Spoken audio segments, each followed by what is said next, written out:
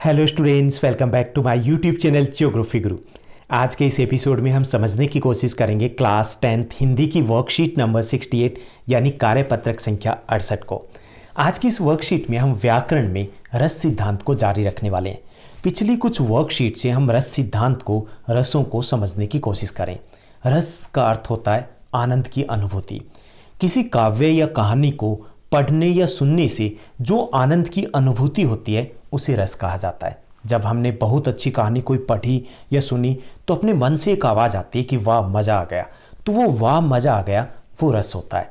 तो चलिए हम शुरुआत करते हैं आज की इस वर्कशीट की और कुछ और रसों के बारे में जानने की कोशिश करेंगे। जैसा कि आप स्क्रीन के ऊपर देख पा रहे हैं, ये हमारी वर्कशीट नंबर 68 यानी कार्यपत्रक संख्या 68 है। हमारा विषय हिंदी है जिसमें व्याकरण और रचना में रस सिद्धांत को समझने की कोशिश करने वाले हैं और ये 5वां एपिसोड रहेगा रस से संबंधित। आज की दिनांक रहेगी 16 दिसंबर 2020। अब तक हम रस के बारे में पढ़ चुके हैं कि रस की परिभाषा, रस होता क्या है, उसके 4 स्थायी अंग हैं उनके बारे में पढ़ चुके हैं, स्थायी भाव के बारे में पढ़ चुके हैं और पिछली वर्कशीट में हमने श्रृंगार और करुण रस की बात की थी। आज इस वर्कशीट में हम कुछ और रसों को समझने की कोशिश करेंगे। ओके, तो बहुत इंपॉर्टेंट टॉपिक है, ध्यान से हमें समझना है कि कब कहाँ पर कौन सा रस होता है यह हमें पहचानना है। तो सबसे पहले हम बात करेंगे वीरस की। वीरस मतलब वीरता, और वीरता की बात आती है तो वहाँ पर उमंग आता है, वहाँ पर जोश आता है, वहाँ पर पराक्रम की बात होती है। यानी जब काव्य में उमंग, उत्साह, पराक्रम से संबंधित भाव का उल्लेख होता है तो वहाँ पर क्या होगा? वीरस होगा। हम आसानी से समझ सकते हैं कि जहाँ पर उमंग की बात होगी, उत्साह की बात होगी, पराक्रम की बात होगी तो वहाँ पर कौन सा रस होगा? वीरस होगा।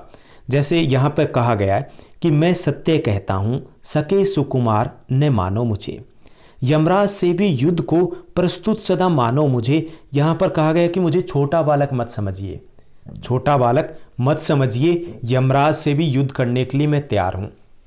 तो यहाँ पर उत्साह की बात की गई, जोश की बात की गई, तो यहाँ कौन सा रस होगा? वीरस होगा।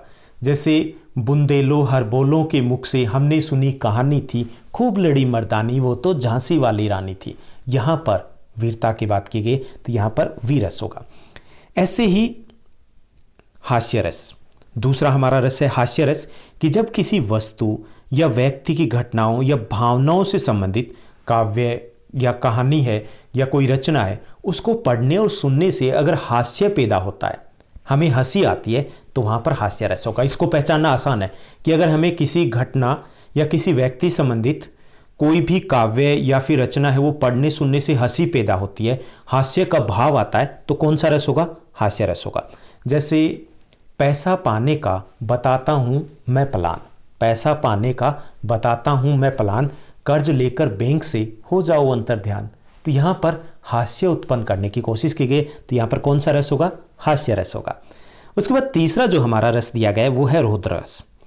रौद्र जो रस है, यानी अगर हम किसी काव्य को पढ़ रहे हैं, किसी रचना को पढ़ रहे हैं और उसको पढ़ने के बाद हमारे मन में क्रोध का भाव पैदा होता है, यानी किसी काव्य रचना को पढ़ने के बाद या सुनने के बाद अगर हमारे मन में क्रोध, गुस्सा पैदा होता है तो वहाँ पर रौद्र रस होगा। यानी इस प्रकार की जो रचनाएं होती है उसमें हमारे लिए कुछ ऐसा होता है कि जिससे हम क्रोधित हो उठे, तो वहाँ पर कौन सा रस होगा? रौद्र रस होगा। जैसे श्री कृष्ण के सुन वचन, अर्जुन क्रोध से जलने लगे। श्री कृष्ण के सुन वचन, अर्जुन क्रोध से जलने लगे, सब शील अपना भूल कर करतल युगल मलने लगे। यानी युद्ध के लिए तत्पर हो जाते हैं, क्रोधित हो जाते हैं, तो यहाँ पर क्रोध की बात की गई, तो यहाँ पर रौद्र रस है। ओके, तो रौद्र रस की पहचान क्या होगी? कि जहाँ क्रोध की भावना पैदा हो वहाँ पर रौद्र रस होगा। उसके बाद हमारा चौथा जो रस है आज की इस वर्कशीट का वो है शांत रस। यानी जब हमारे मन में किसी रचना को, किसी कहानी को पढ़ करके शांति का भाव आता है, सुकून पैदा होता है, तब वहाँ पर शांत रस होता है। यानी किसी काव्य रचना को पढ़ने या सुनने से मन में निर्वेद, निर्वेद को हम शांत बोल सकते हैं, शांति का भाव आए या सुकून का भाव आए, तो वहाँ पर कौन सा रस होगा? शांत रस होगा। जैसे मन रे तन कागज का पुतला, मन रे तन कागज का पुतला, लगे बुद्ध बिनसी जाए झण में गर्व करे क्यों। यहाँ पर बात की गई है कि हमारा जो मन है, जो गर्व कर रहा है कि ये जो हमारा तन है, ये कागज़ का पुतला है, कागज़ की तरह है। जैसे कागज़ पर पानी की बूंद गिरती है वो नष्ट हो जाता है, ऐसे ही हमारा तन है कि ये तन है वो हमेशा के लिए नहीं रहने वाला, कभी भी किसी भी क्षण है वो नष्ट हो सकता है। इसलिए हमें इस तन पर गर्व नहीं करना चाहिए, तन पर घमंड नहीं करना चाहिए। यहाँ पर शांति की बात की गई है कि हमें गर्व नहीं करना चाहिए, घमंड नहीं करना चाहिए, मैं में नहीं रहना चाहिए। तो यहाँ पर शांत भाव पैदा हो रहा है। तो यहाँ कौन सा रस होगा? शांत रस होगा। उसके बाद भयानक रस है। भयानक रस मतलब किसी घटना को, किसी दृश्य को देख करके अगर मन में भय उत्पन्न होता है, डर उत्पन्न होता है, तो वहाँ पर कौन सा रस होगा? भयानक रस होगा। उधर गरजती सिंधु लहरिया कुटिल काल के जालों सी, उधर गरजती सिंधु लहरिया कुटिल काल के जालों सी, चली आ रही फेन उंगलियां फन फैलाए ब्यालों सी। तो यहाँ पर जो घटना बताई गई है, इन घटनाओं से कैसा भाव पैदा हो रहा है? भय का, डर का, काल का भाव पैदा हो रहा है। तो यहाँ पर भयानक रस है। ओके, तो हमने कौन से रस पढ़े आज? हमने वीरस की बात की, जब उमंग जोश पराक्रम हो तो वीरस होता है।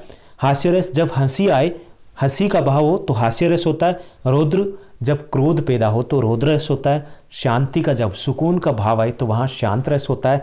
और जहाँ पर भय पैदा हो, डर पैदा हो, तो वहाँ पर भयानक रस होता है। अब हम प्रश्नोत्तर की तरफ बढ़ते हैं।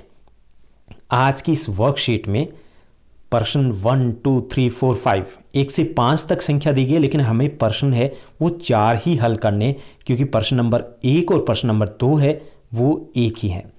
तो चलिए हम शुरुआत करते हैं। पहला जो प्रश्न दिया गया कि वीरस कहाँ होता है, इसका एक उदाहरण दीजिए कि जब काव्य में उमंग, उत्साह और पराक्रम से संबंधित भाव का उल्लेख होता है, जब काव्य में उमंग, उत्साह या पराक्रम से संबंधित भाव का उल्लेख होता है तो वहाँ वीरस की उत्पत्ति होती है। या यूँ भी कह सकते हैं कि किसी काव्य रचना को या किसी रचना को पढ़ने सुनने से हमारे मन में उमंग, उत्साह या जोश पैदा हो, पराक्रम पैदा हो, उसका भाव पैदा हो, तो वहाँ पर वीरस होगा।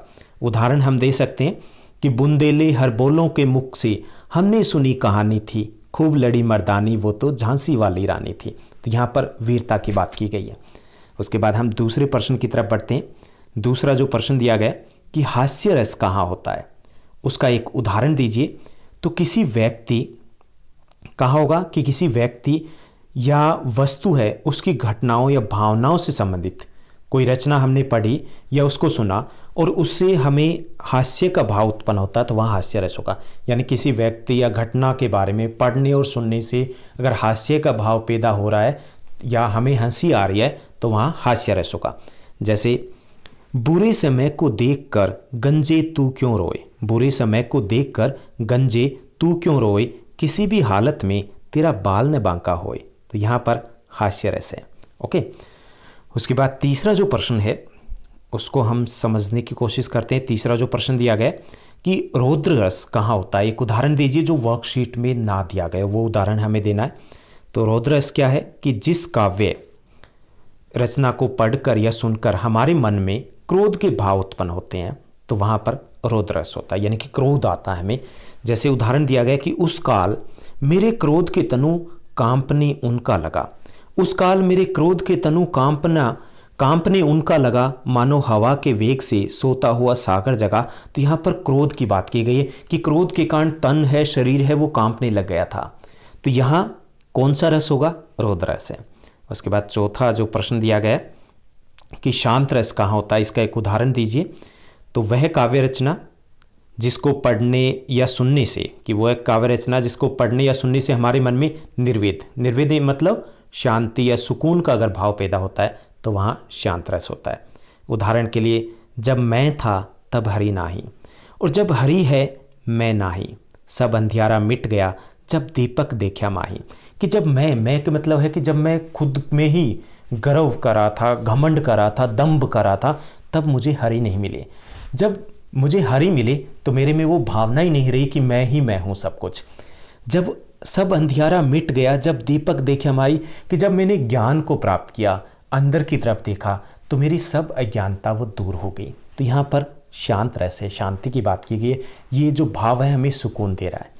तो ये थी हमारी आज की आसान सी वर्कशीट जिसमें हमने रस को समझने की कोशिश करी। उम्मीद करता हूँ आपको सभी रस अच्छे से समझ में आए होंगे। अगर ये वीडियो आपको अच्छी लगी है, समझ में आई है, तो इस वीडियो को लाइक और शेयर करना मत भूलिएगा। Thank you, bye bye, have a nice day.